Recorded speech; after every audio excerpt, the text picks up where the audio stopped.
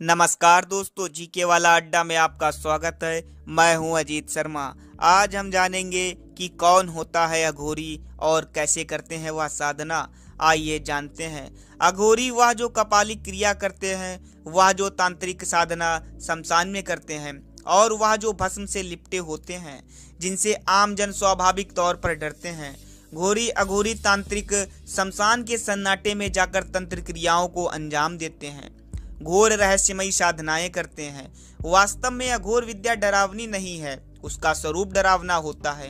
अघोर का अर्थ है आ प्लस घोर, यानी जो घोर नहीं हो, अर्थात डरावना नहीं हो, जो सरल हो, जिसमें कोई भेदभाव नहीं हो। अघोर बनने की पहली शर्त है अपने मन से घृणा को निकालना। अघोर क्रिया व्यक्ति को सहज बनाती है। मूलतः अघोरी उसे कहते हैं जो शमशान जैसी भयावह और विचित्र जगह पर भी उसी सहजता से रह सके जैसे लोग घरों में रहते हैं। ऐसा माना जाता है कि अघोरी मानव के मांस का सेवन भी करते हैं। ऐसा करने के पीछे यही तर्क है कि व्यक्ति के मन से घृणा निकल जाए। जिनसे समाज घृणा करता है, अघोरी उन्हें अपनाता है। लोग शमशान, लाश, मुर्दे के मांस व कफन से घृणा करते हैं, लेकिन अघोर उन्हें अपनाता है। अघोर विद्या भी व्यक्ति को हर चीज के प्रति समान भाव रखने की शिक्षा देती है। अघोरी तंत्र को बुरा समझने वाले शायद या नहीं जानते कि इस विद्या में लोक कल्याण की भावना होती है। अघोर विद्या व्यक्ति को ऐसा बनाती है जिसमें वह अपने पराये का भाव भूलकर हर व्यक्ति को समान रूप से चाहता है, उसके भले के लिए अपनी विद्या का प्रयोग करता है। अघोर विद्या के जानकारों का मानना है कि जो असली अघोरी होते हैं वे कभी आम दुनिया में सक्रिय भूमिका नहीं रखते, वे केवल अपनी साधना में ही व्यस्त रहते हैं। अघोरियों की पहचान ही यही है कि वे किसी से कुछ मांगते नहीं। आइए जानते हैं क्या होता है अघोर पंथ। साधना की एक रहस्यमयी शाखा है अघोर पंथ। उनका अपना विधान है, अपनी विधि है, अपना अलग अंदाज है। जीवन को जीने का अघोरपंथी साधक अघोरी कहलाते हैं। खाने पीने में किसी तरह का कोई परहेज नहीं होता। अघोरी लोग गाय का मांस छोड़कर बाकी सभी चीजों का भक्षण करते हैं। अघोर पंथ में शमशान साधना का विशेष महत्व है, इसलिए अघोरी शमशान वास करना ही पसंद करते हैं। शमशान में साधना करना शीघ्र ही फलदायक होता है। आइए अब जानते हैं अघोर पंथ की उत्पत्ति कैसे हुई और उसका इतिहास क्या है। अघोर पंथ के प्रणेता भगवान शिव माने जाते हैं। कहा जाता है कि भगवान शिव ने स्वयं अघोर पंथ को प्रतिपादित किया था। अवधूत भगवान दत्तात्रेय को भी अघोर शास्त्र का गुरु माना जाता है। अवधूत दत्तात्रेय को भगवान शिव का अवतार भी मानते हैं। अघोर संप्रदाय के विश्वासों के अनुसार ब्रह्मा, विष्णु और शिव, इन तीनों के अंश और स्थूल रूप में दत्तात्रेय जी ने अवतार लिया। अघोर संप्रदाय के एक संत के रूप में बाबा किनाराम की पूजा होती है। अघोर संप्रदाय के व्यक्ति शिव जी के अनुयायी होते हैं। इनके अनुसार शिव स्वयं में संपूर्ण है और जड़ चेतन समस्त रूपों में विद्यमान है। इस शरीर और मन को साध कर और जड़ चेतन और सभी स्थितियों का अनुभव करके और इन्हें जानकर मोक्ष की प्राप्ति की जा सकती है। अब जानते हैं क्या करते हैं अघोरी।